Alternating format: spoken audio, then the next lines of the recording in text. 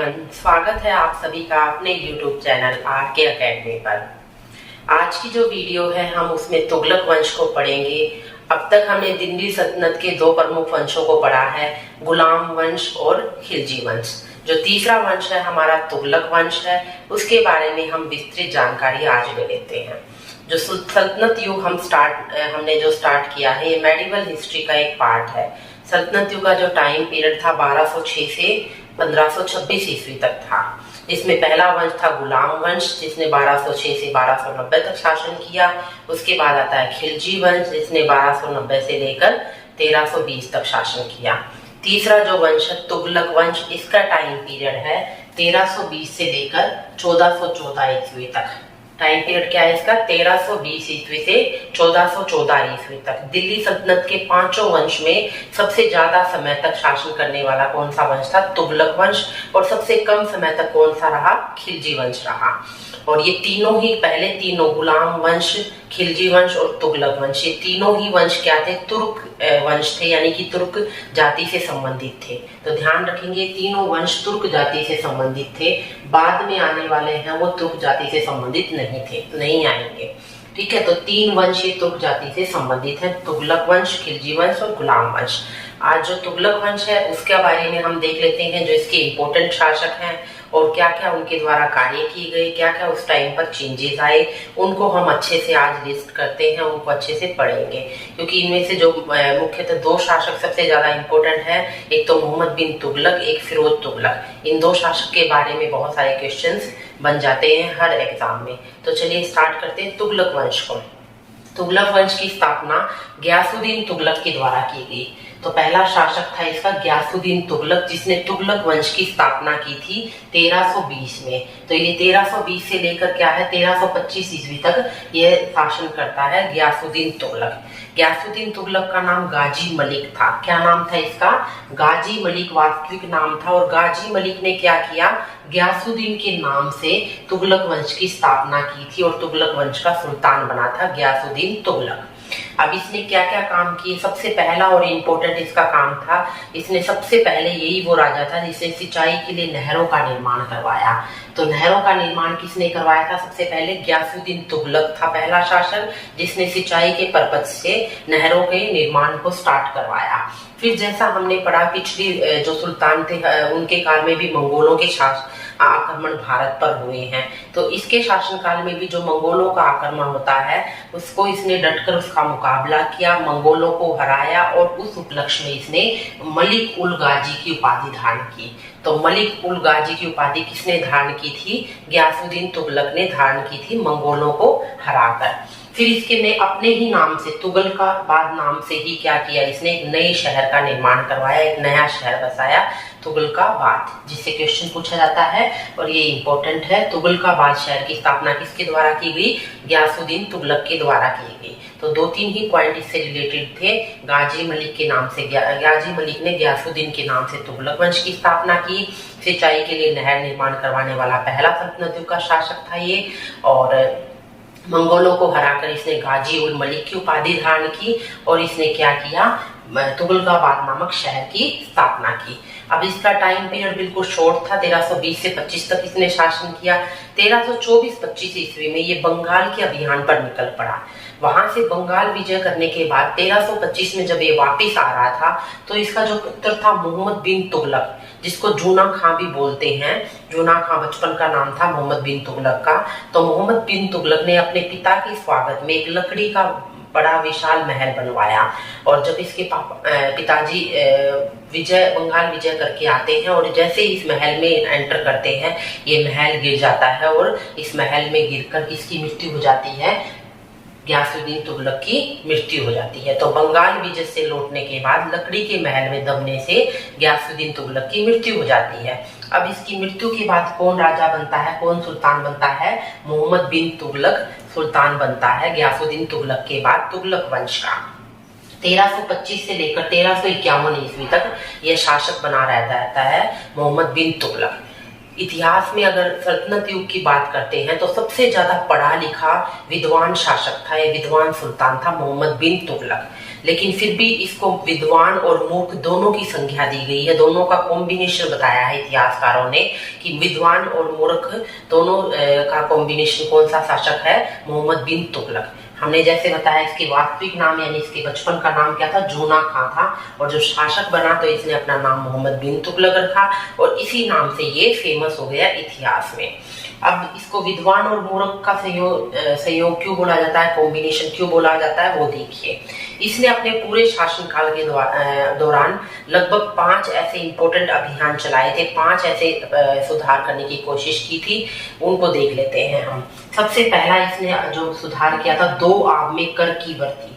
2 आब क्या होता है, 2 नदियों की बीच की भूमि जो काफी उपजाऊ होती है, तो इसमें इसने क्या किया, कर वृद्धि कर दी, यानी कि जो लगान लिया जाता था उसको इसने क्या कर दिया, 50% कर दिया यहाँ पर, यानी कि लगभग आधा जो अनाज का भाग था वो 2 आब के लोगों से इसने लेना शुरू कर दिया। हालांकि जब हम अलाउद्दीन खिलजी को देखते हैं तो उसने पूरे ही राज्य में 50% यानी कि 1/2 भाग उपज का लगान के रूप में लगाया हुआ था। तो इसने तो सिर्फ 2 आब क्षेत्र में इस चीज को लागू किया था, लेकिन लागू करते ही क्या हुआ, 2 आब क्षेत्र में अकाल और भूखमरी फैल गई। अकाल और भूखमरी फैल गई, कुछ बीमारियां भी यहाँ पर फैल गई थी। इसकी वजह से जो यहाँ के लोग थे, कहाँ के, 2 आब क्षेत्र के जो लोग थे वो लगान देने में असमर्थ थे, लगान नहीं दे पाए और उनसे जबरदस्ती जब लगान वसूल किया तो इन्होंने विद्रोह कर दिया। तो इस तरीके से इनकी जो ये 2 आब में कर वृद्धि करने की जो योजना थी वो फेल हो गई। किसकी वजह से, अकाल और भूखमरी की वजह से। तो इसके बाद इसने अपना दूसरा अभियान दूसरा जो इम्पोर्टेंट इसने अभियान चलाया, दूसरी इम्पोर्टेंट परिवर्तन किया वो था राजधानी परिवर्तन। और बहुत बार इससे क्वेश्चन पूछा जाता है कि राजधानी परिवर्तन यानी दिल्ली से दौलताबाद तक राजधानी कौन शासक लेकर गया था, तो कौन लेके गया था, मोहम्मद बिन तुगलक। इसकी राजधानी क्या थी, दिल्ली थी। इसने क्या किया, दिल्ली से देवगिरी, जो देवगिरी मध्य भारत में स्थित है, वहां पर देवगिरी को दौलताबाद का नाम दिया इसी ने ही। तो दिल्ली से देवगिरी आ जाए या दौलताबाद आ जाए वही बात है। दिल्ली से दौलताबाद अपनी राजधानी किसने स्थानांतरित की, मोहम्मद बिन तुगलक ने स्थानांतरित की। अब इसने स्थानांतरण की वजह इसके पीछे क्या थी कि इसको लगता था कि मध्य भारत में स्थित होने के कारण ये पूरे साम्राज्य पर आसानी से निगाह रख सकता है, आसानी से संभाल सकता है पूरे साम्राज्य को, क्योंकि ये बीच में स्थित था दौलताबाद भारत के। साथ में ही जो मंगोलों के आक्रमण बार बार होते रहते थे उनसे ये बच जाएगा, ये सोचकर इसने राजधानी परिवर्तन किया। और सिर्फ अकेले या राज दरबार के बाकी लोगों के साथ ही नहीं किया, इसने पूरी दिल्ली की जनता को, यहाँ तक कहा जाता है कि कुत्ते बिल्ली को भी नहीं छोड़ा था इसने दिल्ली में, उनको भी लेकर ये दौलताबाद तक लेके गया। और काफी लंबा ये रास्ता था, काफी लंबाई की दूरी पर था दिल्ली से देवगिरी। तो इस दौरान काफी सारे लोग या पशु पक्षी थे, वैसे ही उनकी मृत्यु हो गई थी। तो इस तरीके से काफी सारा नुकसान हुआ, लोगों का धन और जान माल की काफी हानि हुई थी राजधानी परिवर्तन के चक्कर में। लेकिन दौलताबाद भी काफी समय तक ये रह नहीं पाया और वापिस ने फिर से दिल्ली अपनी राजधानी स्थानांतरित कर ली। तो इस चक्कर में काफी अव्यवस्था फैल गई थी और ये भी इसका राजधानी परिवर्तन का जो आइडिया था ये भी फेल हो गया। फिर इसने क्या किया, एक और आइडिया सोचा इसने, सांकेतिक मुद्रा चलाने का। सांकेतिक मुद्रा क्या होती है, जैसे हमारे आजकल जो कागज के ये नोट चलते हैं 100 रुपए के, 50 रुपए के या 200, 500, 2000 ऐसे नोट चलते हैं, ये सांकेतिक मुद्रा है। सांकेतिक क्यों है, जितने रुपए उस पर लिखे गए हैं वास्तविक मूल्य उसका उतना नहीं है। अगर 100 रुपए उसके ऊपर 100 रुपए का नोट, उस पर 100 रुपए लिखे गए हैं, अगर हम उसका वास्तविक मूल्य यानी कि उसके पेपर की अगर हम मूल्य देखेंगे या उस पर प्रिंटिंग जो भी देखेंगे तो वो उतने रुपए का नोट नहीं है, तो उसको सांकेतिक मुद्रा बोला जाता है। यानी कि जितने वास्तविक मूल्य उसका है उससे कम में वो मुद्रा होना। तो पहले सोने चांदी की मुद्रा चलती थी जिनका वास्तविक मूल्य भी उतना ही होता था, लेकिन इसने क्या किया, सांकेतिक मुद्रा चलाने का प्लान बनाया और इसने तांबे व कांसे की जो कॉइन्स थी, जो मुद्राएं थी वो ढालनी शुरू कर दी। लोगों को बोला कि सोने चांदी की मुद्राएं जमा करवाओ और बदले में तांबे कांसे की मुद्रा ले जाओ। अब लोगों ने ऐसा ही कुछ किया और जब उन्होंने देखा तांबे कांसे की मुद्रा ज्यादा ऑथेंटिक नहीं है तो घरों में ही टकसाले बनाकर उन्होंने बड़ी मात्रा में तांबे कांसे की मुद्रा को छापना शुरू कर दिया। तो इस तरीके से सांकेतिक मुद्रा की ये जो योजना थी वो भी फेल हो गई, क्योंकि जो तांबे कांसे की जो इनके जो मूल्य था या इनका जो भी वैल्यू थी वो बिल्कुल डाउन हो गई थी, और अब बहुत सारे रुपए लेकर अगर ये जा रहे थे तो भी उनसे चीजें ये खरीद नहीं पा रहे थे। तो इस तरीके से इसकी सांकेतिक मुद्रा की जो योजना थी वो भी फेल हो गई थी। फिर उसके बाद इसने एक और अभियान चलाया, खुरासान अभियान। खुरासान कहाँ पर स्थित है? मध्य एशिया में स्थित है खुरासान। वहां के लोगों के द्वारा, जैसे मंगोल हुए या अन्य जाति के लोग बार बार भारत पर आक्रमण करते थे, तो वहां पर जो खुरासान के राजा से इसने ठाट करके और उन्हीं लोगों पर आक्रमण करने की इसने योजना बनाई, और इसके तहत इसने एक बड़ी सेना तैयार की और इस सेना को एडवांस में ही वेतन दे दिया। लेकिन कुछ समय के बाद वहां पर क्या है, व्यवस्था कायम हो गई और जिस राजा के साथ डील हुई थी वही राजगद्दी से हट जाता है। तो इस वजह से इसका खुरासान अभियान था वो ही क्या हो गया, फेल हो गया, और एक साल का पहले से ही वेतन उन सेना को दिया गया था वो एक आर्थिक नुकसान राज्य को हुआ। उसके बाद इसने एक और अभियान चलाया, कराचील अभियान।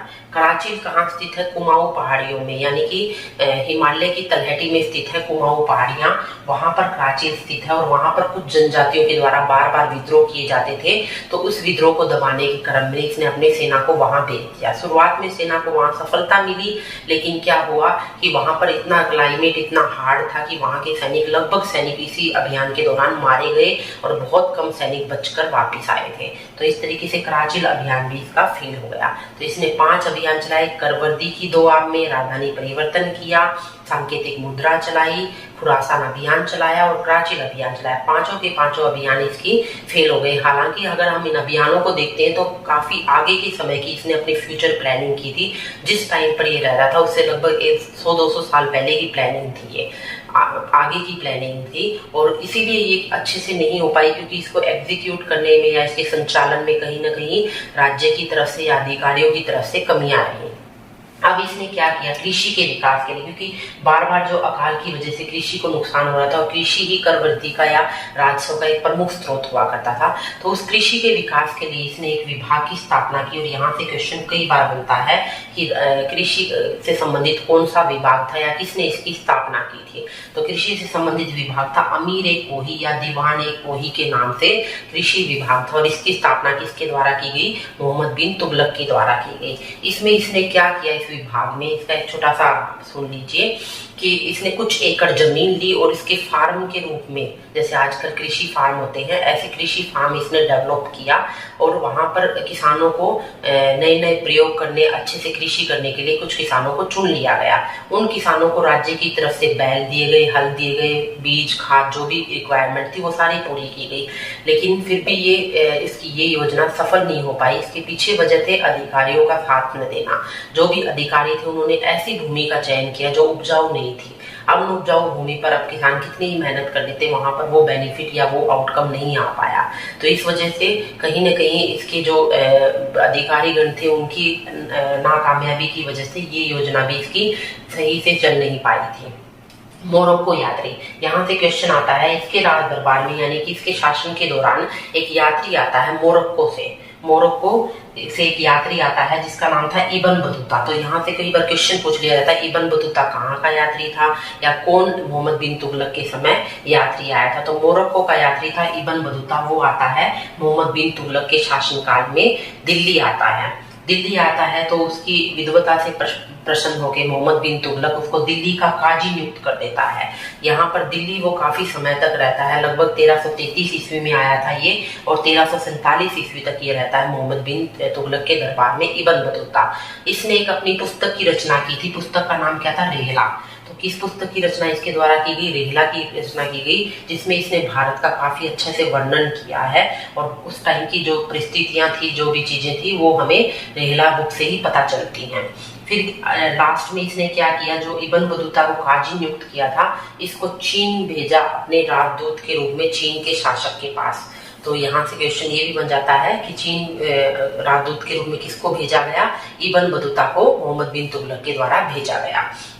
अब देखिए दक्षिण भारत के जो 2 राज्य थे, दक्षिण भारत में काफी अव्यवस्था फैल गई थी क्योंकि इसने जो राजधानी परिवर्तन इधर से उधर किया उस वजह से वहां पर अव्यवस्था फैली और उस अव्यवस्था का फायदा उठाते हुए दो राज्य स्वतंत्र हो गए। एक तो विजयनगर राज्य, जिसके बारे में आपने सुना होगा कभी इतिहास में। विजयनगर राज्य हरिहर और बुक्का दो भाइयों के द्वारा इसकी स्थापना की गई, और बहमनी राज्य हसन गंगू नाम के व्यक्ति के द्वारा बहमनी राज्य की स्थापना की गई मोहम्मद बिन तुगलक के समय में ही। तो इसके समय में ही दो राज्य स्वतंत्र हो गए दक्षिण भारत में, विजयनगर और बहमनी राज्य। अब जो इतिहासकार हैं उन्होंने इन सारी वजह से इसको कुछ उपनाम के से पुकारा है। रक्त पिपासु यानी कि रक्त को पीने वाला, सौपन पागल और सौपनशील, इसको बोला गया है इतिहासकारों के द्वारा। रक्त पिपासु, पागल व शौपनशील बोला गया है। जब इसकी मृत्यु होती है तो बदायूं नाम का इतिहासकार उस टाइम पर प्रेजेंट था। उसने लिखा कि जनता को इससे और इसको जनता से मुक्ति मिल गई थी, यानी कि जो भी इसके कार्य थे उसकी वजह से जनता भी परेशान थी और जनता की वजह से ये भी परेशान था। तो इस तरीके से बदायूं ने इसके बारे में ये वाक्य लिखा। अब इसकी मृत्यु के बाद इसका जो चचेरा भाई था फिरोज शाह तुगलक, कौन था ये? इसका चचेरा भाई था मोहम्मद बिन तुगलक का। यह राजगद्दी पर बैठता है, यह सुल्तान बनता है। 1351 से 88 तक ये शासन करता है। तुगलक वंश का तीसरा राजा था ये फिरोज शाह तुगलक। तो 1351 में फिरोज शाह तुगलक MBT यानी मोहम्मद बिन तुगलक का चचेरा भाई था और ये सुल्तान बना। सुल्तान बनने के बाद जिस तरीके से मोहम्मद बिन तुगलक ने एक सहिष्णु शासक के रूप में काम किया था, ये क्या करता है, बिल्कुल उसके उलट करता है और इस्लामिक राज्य बना देता है दिल्ली सल्तनत को, तुगलक वंश को। यानी कि पूरी की पूरी इस्लाम के सिद्धांतों के अनुसार ये अपनी शासन चलाता है फिरोज शाह तुगलक। अब इसने क्या किया, इस्लामिक शासन चलाने की वजह से इसने ब्राह्मणों पर जजिया कर लगाया। ये मोस्ट इंपोर्टेंट क्वेश्चन है, पूछा जाता है कौन सा शासक था जिसने पहली बार ब्राह्मणों पर जजिया कर लगाया? तो कौन था? फिरोज शाह तुगलक था। अब तक जजिया कर लगाया जाता था गैर मुस्लिमों पर, जिसमें ब्राह्मणों को इंक्लूड नहीं किया गया था, यानी कि ब्राह्मणों पर किसी प्रकार का कर नहीं होता था। लेकिन इसने क्या किया, ब्राह्मणों पर भी जजिया कर लगा दिया था फिरोज शाह तुगलक ने। फिरोज शाह तुगलक ने एक लोक निर्माण विभाग या कल्याणकारी विभाग की स्थापना की। बहुत सारे इसने लोगों के लिए कल्याणकारी काम किए थे, इसीलिए इसको क्या कहा जाता है, मध्यकालीन भारत का कल्याणकारी शासक बोला जाता है, या सल्तनत युग का अकबर भी बोला जा सकता है इसको, क्योंकि इसने एक लोक निर्माण विभाग की स्थापना की और बहुत सारे लोक कल्याणकारी कार्य किए। अब क्या क्या कार्य किए वो देखिए। इसने क्या किया, 24 कर उस टाइम पर पूरे साम्राज्य में चलते थे, जिससे जनता बहुत परेशान थी। इसने क्या, उन 24 करों को समाप्त करके सिर्फ 4 ही मुख्य कर थे वो लोगों पर लगाए। 4 कौन से कर थे? खम्स। खम्स क्या होता है, लूट में पाया हुआ धन या माल, जो भी ये क्या करते, किसी दूसरे शासक पर जब आक्रमण करते तो वहां से लूट का जो माल होता था उसको खम्स बोला गया, जिसमें राज्य तो 1/5 भाग लेता था। कितना लेता था? राज्य तो 1/5 भाग अपने पास रखता था, बाकी जो 4/5 भाग बचता था वो उस युद्ध में जितने भी सैनिक और अधिकारी थे उनके बीच में बट जाता था। तो खम्स क्या हुआ, लूट में पाया हुआ माल हो गया। खराज, खराज क्या था, लगान होता था जो लगाया जाता था लोगों पर, ठीक है। खराज क्या था, लगान था जो भूमि के उपज के रूप में या नकदी के रूप में लोगों से लिया जाता था। जजिया, जजिया क्या था, एक धार्मिक कर था जो गैर मुस्लिमों पर लगाया जाता था, जजिया कर। फिर जकात, जकात मुस्लिमों पर लगाया जाने वाला कर था जो उनकी आय का 2.5% यानी कि 2.5% लिया जाता था उनकी कुल आय का, ठीक है। तो इस तरीके से 4 कर उस टाइम पर उसने छोड़े थे। खम्स लूट का माल हो गया, खराज क्या हो गया, लगान हो गया, जजिया धार्मिक कर हो गया गैर मुस्लिमों पर, और मुस्लिमों पर क्या हो गया, जकात हो गया जो उनकी कुल आमदनी का 2.5% लिया जाता था। फिर इसने क्या किया, कुछ अन्य विभागों की स्थापना की। ये इंपॉर्टेंट है, यहाँ से ध्यान रखना, क्वेश्चन बनते हैं। दीवान ए बंदगान, बंदगान यानी कि जिन लोगों को बंदी बनाया जाता है, यानी दास हो गए, तो दीवान ए बंदगान को ऐसे याद रखेंगे, बंदी मतलब दास। तो दीवान ए बंदगान की स्थापना इसने दासों के लिए की थी। किसने? फिरोज शाह तुगलक ने। क्या किया इसने, दासों का बड़ा शौकीन होता था ये, तो इसके समय में सबसे ज्यादा दास थे सल्तनत युग के। 1,80,000 इसके समय में क्या थे, दास थे। इसके समय में 1,80,000 दास थे इसके सल्तनत काल में, तुगलक वंश में, फिरोज शाह तुगलक के समय में। तो इसने उन दासों के लिए क्या किया, दीवान ए बंदगान नामक विभाग की स्थापना की। फिर इसने दीवान ए खैरात, खैरात का मतलब होता है किसी को चीजें ऐसे ही बांट देना, यानी आर्थिक सहायता करना। तो दीवान ए खैरात विभाग की स्थापना इसने की थी लोगों की आर्थिक सहायता के लिए, यानी कि पैसों के रूप में उनकी सहायता करने के लिए, विधवाओं की, बच्चों की, बड़ों बूढ़ों की, इनकी सहायता के लिए इसने दीवान ए खैरात विभाग की स्थापना की। फिर दारुल सफा, कई बार पूछा जाता है दारुल सफा क्या है? खैराती अस्पताल, ऐसे अस्पताल बनवाए इसने जहां पर मुफ्त में जो जरूरतमंद लोग होते थे उनका इलाज किया जाता था। तो इस तरीके से 3 इसने विभाग स्थापित किए, दीवाने बंदगान, दीवाने खैरात और दारुल सफा। फिर इसने बहुत सारे नगर, लगभग 300 के लगभग इसने नगर बसाए, नहरें इसके द्वारा बनवाई गई, बाग जिसमें फलों के काफी सारे बाग इसने लगवाए थे। 1200 के लगभग बताया जाता है इसने फलों के बाग लगवाए थे। और नगरों में अगर हम बात करते हैं तो हरियाणा में ही 2-3 नगर इंपोर्टेंट थे, जैसे हिसार हो गया, फतेहाबाद हो गया। तो ये नगर किसके द्वारा बसाए गए थे? फिरोज शाह तुगलक के द्वारा बसाए गए थे। ऐसे ही इसने जौनपुर राज्य की स्थापना की थी, जौनपुर नगर की स्थापना की थी। जौनपुर नगर कई बार पूछा जाता है किसकी याद में इसने जौनपुर नगर की स्थापना की थी? तो जूना खां, मैंने आपको बताया था इसका भाई हो गया जूना खां, इसका चचेरा भाई, उसकी याद में इसने जौनपुर शहर की स्थापना की। तो इस तरीके से 300 के लगभग इसने शहर बनवाए, नहरें बनवाई और बाग लगवाए। तो ये सारे लोक कल्याणकारी कार्य ही थे इसके। फिर इसने अगर नहर बनवाई तो इसने नहरों से जो लोग सिंचाई की व्यवस्था करते थे उनके ऊपर एक सिंचाई कर लगाया था। सिंचाई कर का नाम क्या था? हक ए शर्ब।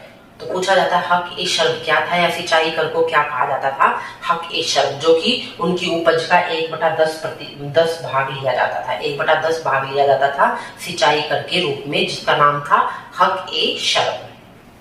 अब इसने इसके समय में मेरठ व टोबरा, मेरठ स्थित है यूपी में, टोबरा स्थित है हरियाणा में। यहाँ पर अशोक के जो अभिलेख थे इनको यहाँ से उठवाकर इसने दिल्ली में स्थापित करवा दिया। फिरोज शाह कोटला मैदान में स्थापित है अभी भी। तो मेरठ व टोबरा से इसने क्या किए? अभिलेख उठवाए अशोक के और दिल्ली में उनको स्थापित करवा दिया था। अब इसके समय में कुछ पुस्तकें लिखी गई थी, वो देख लेते हैं हम। फतूत ए फिरोज शाही, क्या नाम है पुस्तक का? फतूत ए फिरोज शाही। ये किसके द्वारा लिखी गई थी? फिरोज शाह तुगलक ने स्वयं की आत्मकथा लिखी थी। तो फिरोज शाह तुगलक की आत्मकथा क्या है? फतूत ए फिरोज शाही, जो उसने खुद लिखी थी। तो खुद लिखी इसलिए वो क्या है? उसकी आत्मकथा हो गई। ठीक है। तारीख ए फिरोज शाही एक पुस्तक थी, और एक फतवा ए जहादारी, ये 2 पुस्तकें लिखी गई थी। किसके द्वारा? जियाउद्दीन बर्नी, इसके समय का प्रसिद्ध इतिहासकार था जियाउद्दीन बर्नी, इसके राज दरबार में, जिसने तारीख ए फिरोज शाही और फतवा ए जहादारी 2 पुस्तकें ध्यान रखेंगे। तारीख ए फिरोज शाही, फतवा ए जहादारी, ये जियाउद्दीन बर्नी के द्वारा लिखी गई। फतूत ए फिरोज शाही फिरोज शाह ने स्वयं लिखी थी।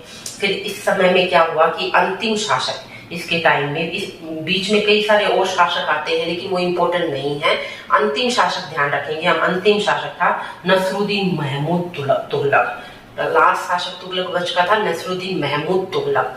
ठीक है। इसके समय में याद रखेंगे 1398 में तैमूर का आक्रमण, कई बार सीधा पूछ दिया जाता है तैमूर का आक्रमण भारत पर कब हुआ? तो 1398 में तैमूर का आक्रमण भारत पर हुआ था। और उस टाइम पर तुगलक वंश का कौन सा शासक राज कर रहा था? नसरुद्दीन महमूद तुगलक शासन कर रहा था। तैमूर ने काफी लूटपाट यहाँ पर मचाई, दिल्ली में बहुत सारा इसने नुकसान किया। इस वजह से महमूद तुगलक वैसे ही इनका शासन पतन की तरफ जा रहा था, और तैमूर के आक्रमण ने क्या किया? इनके शासन को बिल्कुल पतन की तरफ और धकेल दिया। इस तरीके से तुगलक वंश समाप्त हो जाता है। और इसके बाद आता है सैयद वंश। ठीक है। तो सैयद वंश को हम सैयद और लोधी वंश दोनों को इकट्ठा करके नेक्स्ट वीडियो में पढ़ेंगे। फिर आपका सल्तनत पीरियड पूरा कंप्लीट हो जाएगा। तो जाने से पहले जो तैमूर आक्रमण ने किया था 1398 में, इसने जाने से पहले अपने यहाँ से वापस जब ये मध्य एशिया में चला जाता है तैमूर, तो यहाँ वो खिजर खां नामक एक सेनापति को छोड़ के जाता है। यही खिजर खां आगे जाकर सैयद वंश की स्थापना करता है। तो इस तरीके से आज की वीडियो में हमने तुगलक वंश को बड़े अच्छे से विस्तार से पढ़ा है, जिसमें इंपोर्टेंट 3 शासक हमने देखे। गयासुद्दीन तुगलक हो गया, मोहम्मद बिन तुगलक, और फिर आता है फिरोज शाह तुगलक। तो इनको ध्यान से अगर आप अच्छे से करते हैं तो आपको सारी की सारी चीजें क्लियर हो जाएंगी। क्योंकि हिस्ट्री का मतलब ही क्या है? उसको स्टेप वाइज पढ़ना और टाइम लाइन में पढ़ना। क्योंकि टाइम लाइन में अगर आप पढ़ते हैं तो थोड़ी लंबे समय तक चीजें सीक्वेंस में आपको याद रहती हैं। तो होप सो आपको आज की वीडियो अच्छी लगी होगी, हेल्पफुल लगी होगी। अगर अच्छी लगी तो प्लीज लाइक भी कर दिया करें और सब्सक्राइब भी करें। Thank you for watching this.